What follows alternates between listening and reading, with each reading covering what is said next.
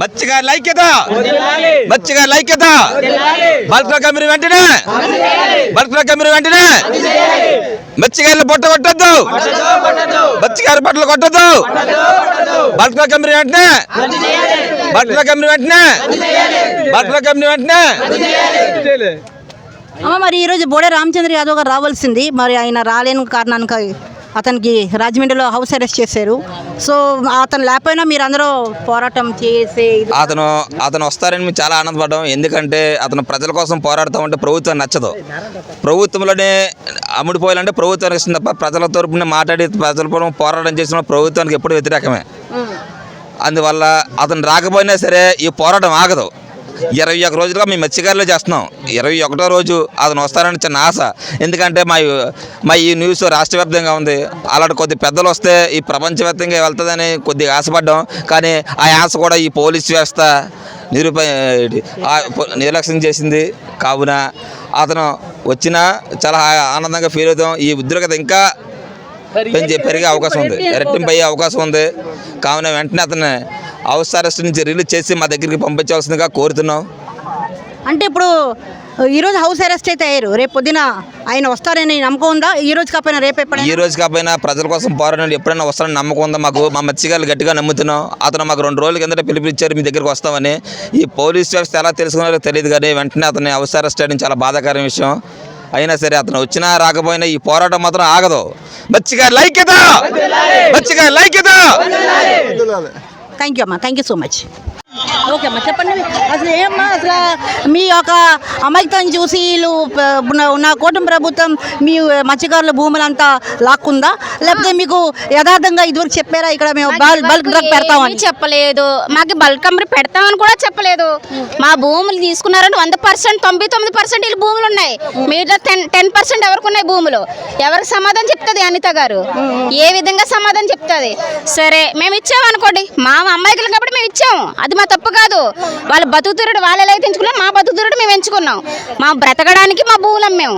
కానీ మాకు bulk company పెట్టి మమ్మల్ని ఇలా చేస్తారని మేము అనుకోలేదు. ఎట్రో కంపెనీ రావడం వల్ల 100% మా ఊరు అమ్మాయిలు చేసుకోవడానికంటే భయపడతారు పొన్నూరు వాళ్ళు. ఎందుకంటే కెమికల్స్ పిల్లలకు ప్రాబ్లం, 12 సంవత్సరాల నుంచి 50 సంవత్సరాలకు కిడ్నీ ప్రాబ్లం. నెక్స్ట్ ఇంకోటి ఏంటంటే 100%, 99% పిల్లలు ఉండట్లేదు ఈ ఊరికి. ఈ ఊరు పిల్లలు ఇంకొకరు చేసుకోవట్లేదు, ఇంకొక ఊరు వాళ్ళు ఈ ఊరికి రావట్లేదు. మరి మీ వెనకట్లు ఈరోజు నించోడానికి రామచంద్ర యాదవ్ గారు వస్తుంటే మరి అతను ఏమంటారు మీరు? అదే మా ఊరికి న్యాయం చేద్దామని వచ్చిన వాళ్ళే ఆఫ్ చేశారు. కానీ మా ఊరు నాయకు ఇక్కడే కాదు ధర్నా, నక్కపల్లి హైవే మీద కూడా ఇలాగే ఉంటది. మా ఊరు ధర్నా ఇక్కడ ఆపము. మాకు న్యాయం చేయడానికి వచ్చిన వాళ్ళు ఆఫ్ చేసినందుకు మేము ఎక్కడి వరకు నుంచి పాదయాత్ర నక్కపల్లి చేస్తాం, అక్కడ కూడా మేము ఆఫ్ చేస్తాం. ఎక్కడి వరకు ఆఫ్ చేస్తారు? వీళ్ళు అసెంబ్లీ వరకు నడుస్తాం, ఆఫ్ చేస్తారా? పోలీసులు ఈ రోజు కూర్చోడానికి వాళ్ళకి ఒక పొజిషన్ ఉంది, మాకెక్కడ ఉంది పొజిషన్? మేము ఎక్కడ కూర్చోవాలి? మాకు నాయకుడు ఏది ఎక్కడుంది? పోలీసులకి చైర్లు వేస్తాం, లేడీస్లకి బాత్రూమ్లు ఇస్తాం. మరి మాకి అంటే వాళ్ళు కుర్చీలు వేసినందుక మేము కొట్టించుకోవాలి? వాళ్ళకి మర్యాద ఇచ్చినందుక మాకు మర్యాద తీసుకోవాలి. ఇప్పుడు మీరు ఇంత చెప్పిన తర్వాత హోమ్ మినిస్టర్ అనిత గారు మీ మాట ఇనిసి ఏమంటున్నారు? ఇప్పుడు ఆవిడ మాకి హోమ్ మినిస్టర్ అనిత గారు మాకేం చెప్తారో తెలీదు. మేము చెప్పింది ఏంటంటే మా భూములు మా ఎరతి అమ్మేశాం, మా ఊరు మాకు కావాలి. ఆవిడ ఏ కంపెనీ అయితే పెడతాదని పార్క్ పెడతాదని పార్కే పెట్టమనండి, మా పొట్టల మీద కొట్టొద్దనండి. 100% మా ఆల్రెడీ ఎడ్రో కంపెనీ వల్ల నష్టపోయాం. అంటే మీకు పార్క్ పెడతామని చెప్పి భూములు హక్కున్నారండి? అంతే, పార్కులో పెడతానన్నారు వారు. ఇంకా ల్యాండ్లోని ఈ కంపెనీ పెడతాం ఆ కంపెనీ పెడతాం అని మాకు చెప్పలేదు, ఓన్లీ పార్క్ పెడతానన్నారు. ఇప్పుడు ఎడ్రో కంపెనీ మీద డబల్ అవుతుంది. అది మాకు ఇది ఎలాగా?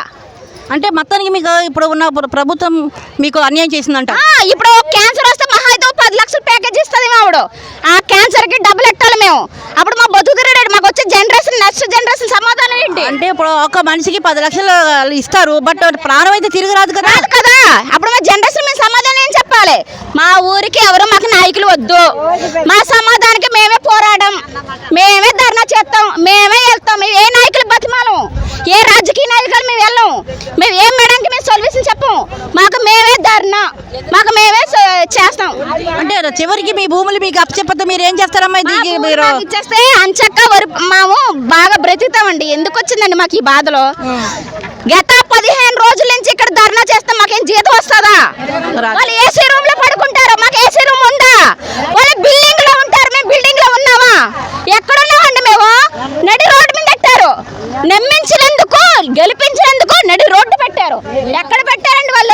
ఏసీ రూమ్ లో పడుకుంటున్నారు అనిత గారు. మేము పడుకోలేదే, ఫ్లాట్లో ఉంటున్నారు. మీరు లేమే, మేము మాకు ఇచ్చిన భూములు మేము ఉన్నాం. అంటే మీరు ప్రస్తుతానికి మీరు కూటమి ప్రభుత్వంకి ఏం రిక్వెస్ట్ చేస్తారు, ఏ డిమాండ్ చేస్తారు? మేము చెప్పవలసింది ఏంటంటే మాకు ఎట్రో కంపెనీ ఎంత అయితే అన్యాయం చేశారో మాకు బల్క్ కంపెనీ వద్దు. ఆయన గురించి మేము ఎక్కడికైనా వెళ్తాం. ఇవాళ వందల్లోనే పోలీసులు దింపారు. ఇవాళ మేము ఒక ఊరే, అన్నూర్లు ఇక్కడ వస్తుంది. అప్పుడు ఏ సమాధానం చెప్తుంది గవర్నమెంట్ మాకు? ఓకే, ఏ సమాధానం చెప్తుందండి? ఓకే అమ్మా, థ్యాంక్ యూ అమ్మా, థ్యాంక్ యూ సో మచ్. మీ ఆవేదనకి నా సపోర్ట్ మీరు ప్రతిసారి ఉంటుంది.